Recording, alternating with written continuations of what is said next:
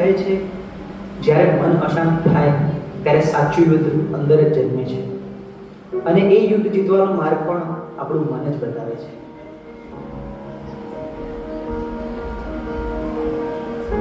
ચલો છોકરાઓ, આજે ચેપ્ટર 6 ની આપણે ટેસ્ટ કરીશું, બરોબર?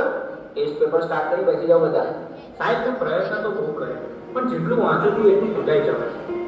મારું ધ્યાન બેસતું જ નથી. અરે ધ્યાન બેસાડવું પડે બેટા, આ રીતે તો એક્ઝામમાં તકલીફ પડશે. મને ખબર છે, પણ સાહેબ તમે જેટલું કહો છો યાદ રાખ, થોડું ભણી લે, પણ મને અંદરથી એવું લાગે છે કે હું કંઈ જ નહીં કરી શકું. અરે શાંતિ રાખ, થોડો શ્વાસ લે, પાણી પી, બધું ઠીક થઈ જશે. આટલી બધી ચિંતા ના કરીશ તું. ના સાહેબ, બધું હાથમાંથી નીકળી રહ્યું છે. મને સમજાતું નથી મારી જોડે શું થઈ રહ્યું છે.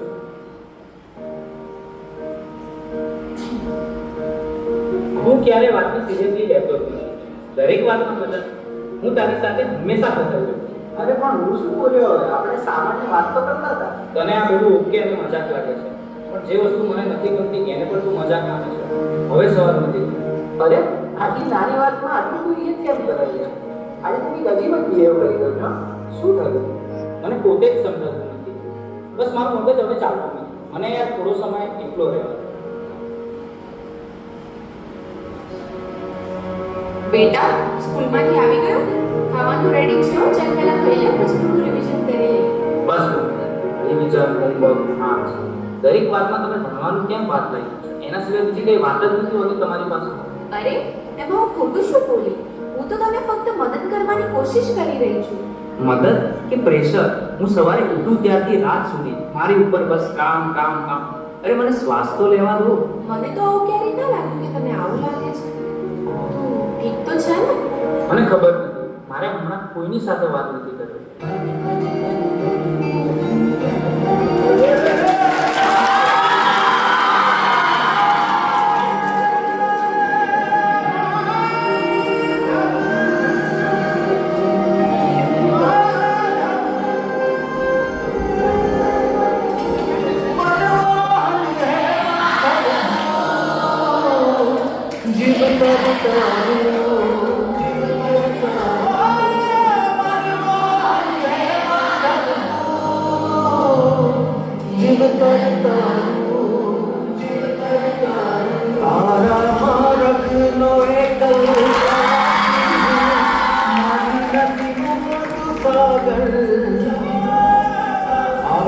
जग तू तारो निवासी हूँ, ना हूँ मीरा के ननागर,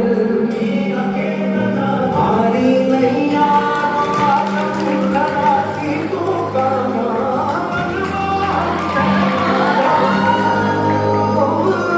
जिब तर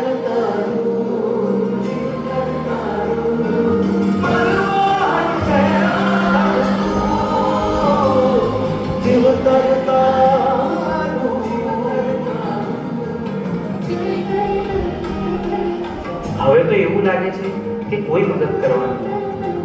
ભગવાન પણ નહીં. આ બધું હું એકલો જ ભોગવી રહ્યો છું, અને અંદરથી પણ તૂટી રહ્યો છું.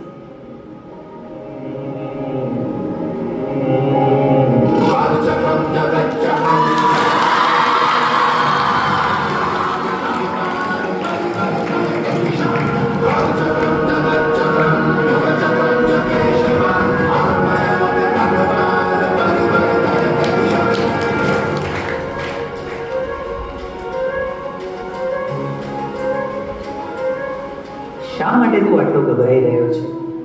તારી સામે કોઈ દુશ્મન થોડી છે. તું માત્ર તારા મનથી થાકી ગયો છે. મને ખબર નથી હું શું કરું. મારી સાથે દર વખતે ખોટું કેમ થઈ રહ્યું છે? તારી સાથે ખોટું નથી થઈ રહ્યું.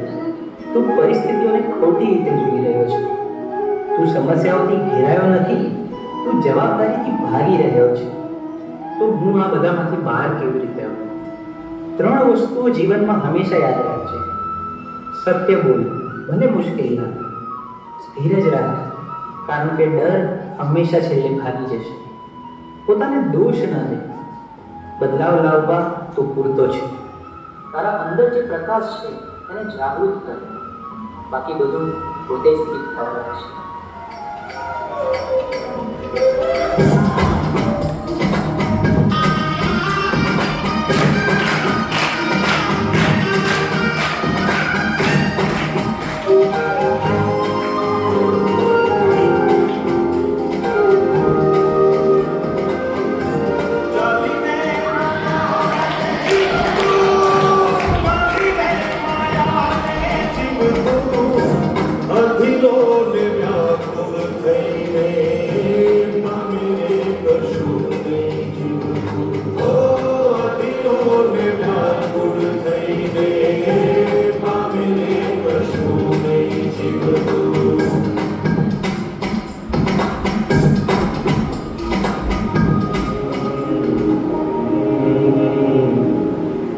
બહાર કંઈ ખોટું નથી, રસ્તો તો અંદર જ હતો.